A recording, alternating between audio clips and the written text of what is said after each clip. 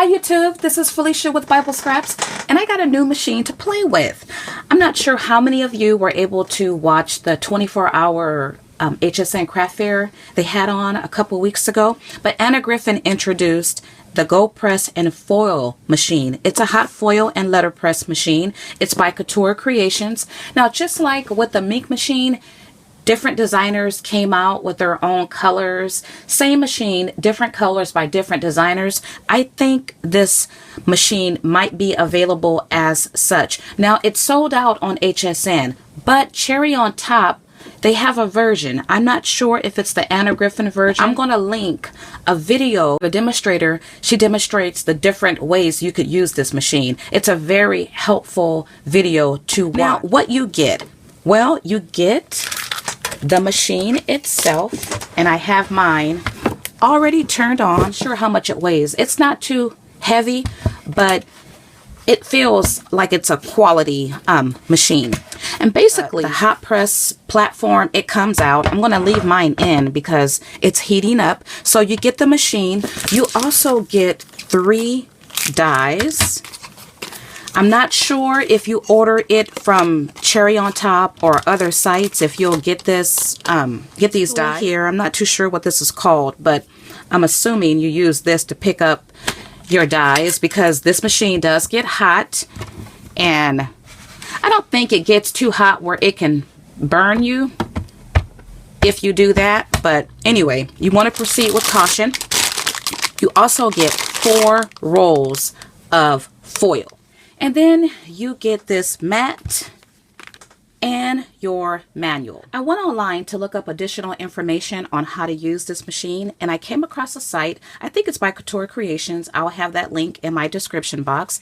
And it details different ways you could use the machine. Some of this information is available in your manual, but you could use chipboard, then cutting dies. I'll be testing that out in this video. Embossing with foil. Some of these techniques, you don't need the machine. Like for letterpress, it states no heat required. If you have an embossing machine, you can utilize this technique. And also this one, letterpress with ink.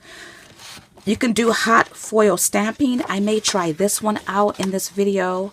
Cut and hot foil stamps, ribbon and textiles. If I don't try some of these techniques in this video, I'll definitely have other videos to come. And then foiling with normal thin dies. I'm not too sure what the difference with this one is compared to thin cutting dies, but I do want to show you. Oh, these are some dies or hot foil stamps that Anna Griffin has available. I'm sure more will be made available, but I wanted to show you this. It's a comparison of the Minc machine with the GoPress hot foil machine. Not sure if you can read that.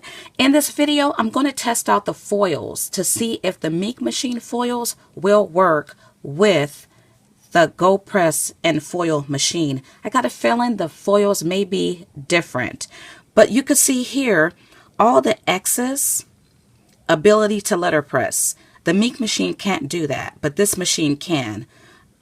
Compatible with hot foil stamps. Of course, the Minc machine is not compatible, but this machine is compatible with embossing folders. That's another cool technique that you can do with this machine. And then, of course, it's compatible with the thin metal dies. And you could use your inks with your foils in this machine. And you can't do any of those things with the Minc machine. Alrighty, let's start with our first test. Now, my unit has been warming up already. It's already hot. But when you first plug in your unit, you do want to press the on and off button, and you want to wait until the color turns solid green. It can take your unit 5 to 6 minutes before it's totally warmed up. The way the platform comes out, it comes out like this as such. It's easy to remove. Once again, it feels like it's a quality build unit. When you open it, it opens like that, and you could feel the warmth of the plate. If you keep your hands down, it can burn you. But if you do this, I mean, you're going to be okay. But because it's heat, you do want to proceed with caution. I think this unit heats up to 90 degrees, so that's pretty warm. Unfortunately, this unit, you don't get everything you need to maximize its usage. I'll show you some plates that I use in a second, but I'm going to take my Stamps of Life Flamingo die, position your die on the black cutting part of the platform. I'm going to use the foil that came with the machine, place it colored side down, and then place your cardstock on top of that. Now, I already had a metal cutting plate. Depending on the type of cutting machine that you use, because you will need to use the Big Shot Pro, the Cuttlebug, or whatever you have with this platform. Depending on the type of cutting machine you have, that will determine the shim that you need. But you will need a metal shim. I already had one. If you're interested in the size of the platform, well, it's the same width as your Cuttlebug plates. So you can use them as shims if need be. I've added my metal plate on top. I'm going to close it up. That light, sometimes it does, it'll go from solid back to blinking red. That could be because I had it open.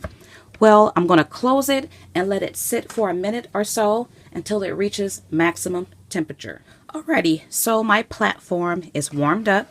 I'm going to bring my Cuttlebug into view.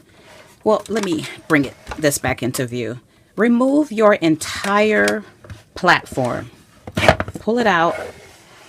And you're going to insert this inside of your Cuttlebug folded still. Sometimes, well, depending on the technique that you use, you will open up your platform. But for this one, and I'm at a weird angle, you submit it like so, and you do it slowly. The direction states to pass it back through again. You don't want to have too much pressure so if you need a shim, start off with your thinnest shim. Depending on what technique you're using, you can cut right into your cardstock, which is another reason why you really do need to have protection between this plate and your die, because you don't want to cut into this top plate. All right, let's see the reveal. Remove. Now this is warm. As a matter of fact, it might qualify as hot. So this is where you could use that pick if you need to pick it up.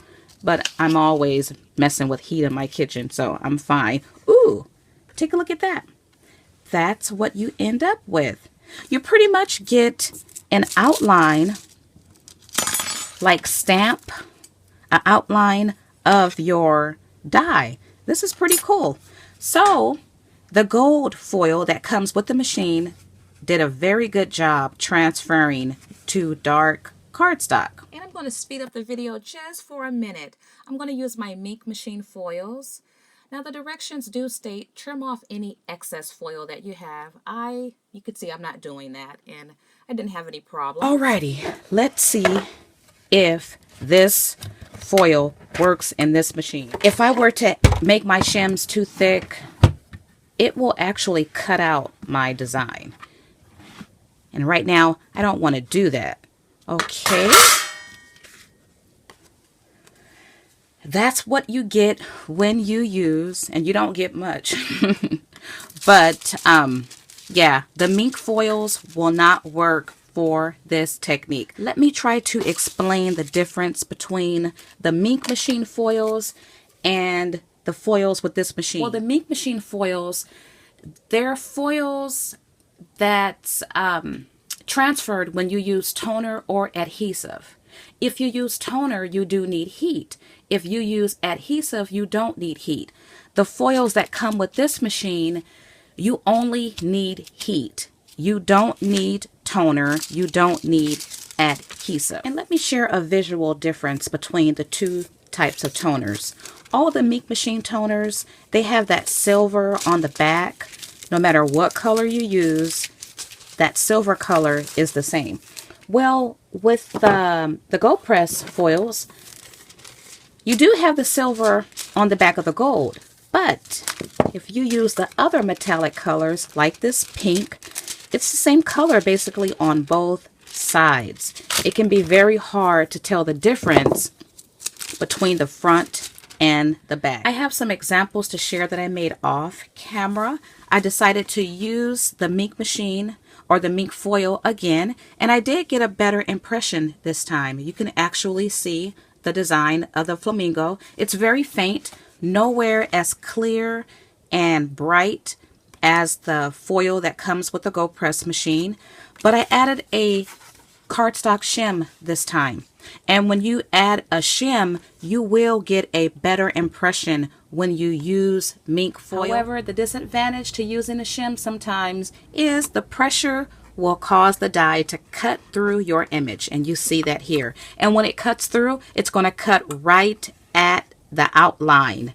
So basically, you won't have any foiling if your shim gives too much pressure and it cuts through your design. Okay, more examples using Minc foil. I tried the green, and as you see, well, you don't see much because this foil needs toner or adhesive to work.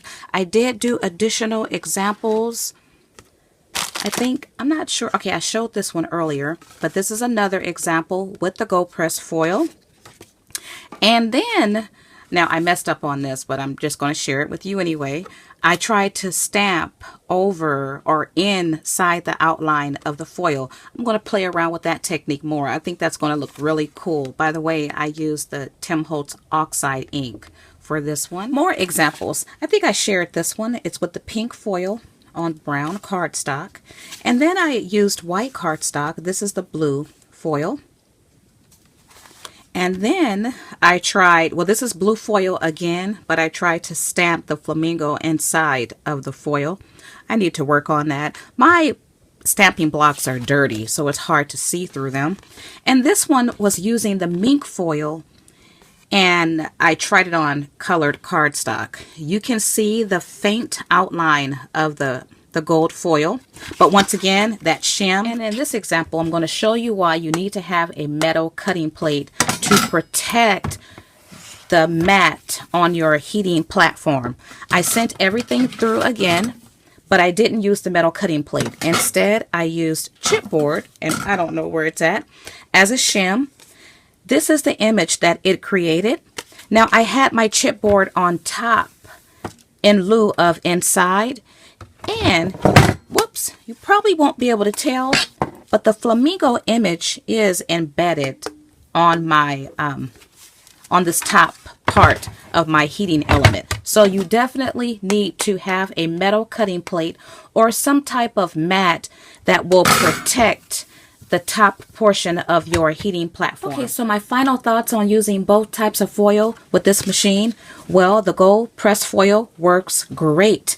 You see that the Minc machine foil, not so great. Though it states that this machine is compatible with toner reactive foils, I'm assuming the Minc machine is a toner reactive foil.